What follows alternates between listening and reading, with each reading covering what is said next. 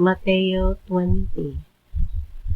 Ang paghari sa Dios sama niini, adunay tag-iya sa usa ka parasan nga milakaw sayo sa buntag aron pagpangitag mga tawo nga iyang patrabahoon. Misugot siya paghatag kanila sa naandang suhol nga usa ka denaryo ang adlaw o gipadala sila ngadto sa iyang parasan. Sa pagkaalas 9 miadto na usab siya sa merkado ug didto nakita niya ang pipila ka tawo nga nagtindog nga walay buhat. Busa miingon siya kanila, "Trabaho usab kamo sa akong parasan ug hatagan ko usab kamo pustong suhol." Ug nangadto sila. Sa pagkaalas 12 ug sa pagkaalas 3 mao gihapon ang iyang gihimo. Unya sa hapit na kadtong alas 5 miadto siya sa merkado ug didto nakakita siya laing pipila ka tawo nga walay buhat. Siya nangutana kanila, "Nganong giusikan man ninyo ang tibok adlaw?" Sila nanubag, "Kay wala may mipatrabaho kanamo." Ug miingon siya kanila, "Kun mao kana, trabaho usab kamo didto sa akong parasan."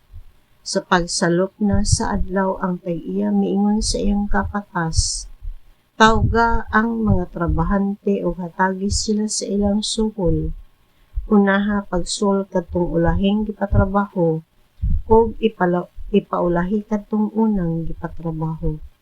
Ang matag usa nga misugot pagtrabaho sa alas 5 sa hapon gisuhulan og usa ka denaryo. Busa sa pagduol na sa mga tawo nga unang gipatrabaho nagtuo sila nga labaw pa ang ilang madawat. Apan ang usag-usa kanila gihatagan usab og tagsa ka denaryo.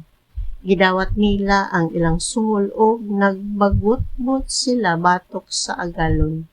Mingon sila, "Kining mga tawhana nga ulahimong gipatrabaho, nagtrabaho lamang sulod sa usa ka oras samtang kami nagtrabaho sa tibok adlaw ug napagod sa kainit.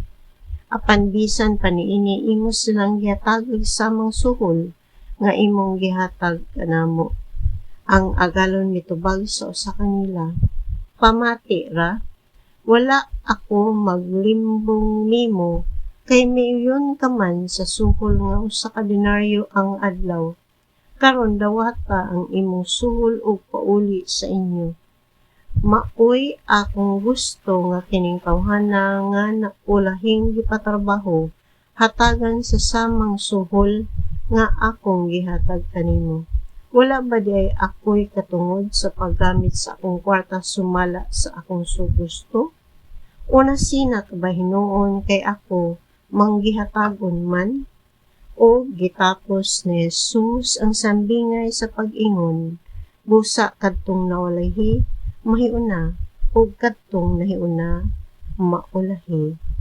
Samtang nagtunga si Jesus paingon sa Jerusalem, nagpalain siya og ang napulog duha ka tinun-an o giingnan niya sila, "Pamati kamo, nagpadulong kita sa Jerusalem ug didto ang Anak sa Tawo itugyan ngadto sa kadagkuan sa mga pari o sa mga magtutudlo sa balaod.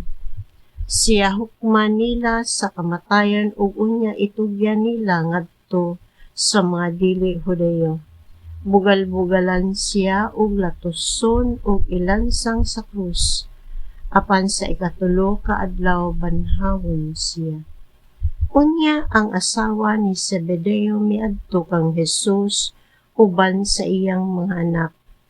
Miyukbo ug mihangyo kaniyag usa ka butang. Nangutana si Jesus kaniya, "Unsa may imong gusto?" Siya mitubag, "Isaad kanako nga kining duha ko ka anak palingkuron mo sa imong tuo o sa imong wala kon maghari ka na." Si Jesus mitubag kanila, "Wala kamo masayod sa inyong gipangayo. Makahimo ba kamo pag-inom sa kopa sa pag-antos nga sa dili madugay akong imnan?" Sila mitubag, "Oo, makahimo." Si Jesus miingon kanila, Kamo makainom gayud gikan sa akong kupa apan wala ako'y katungod sa pagpili kung kinsa ang palingkuron sa akong tuo o sa akong wala. Kining mga dapita alang lamang niadtong giandaman niini sa akong amahan. Sa pagkadungog niini sa napulo ka tinun-an nga suko sila sa duha ka magsuon. Busa gitawag ni Jesus silang tanan ug giingnan.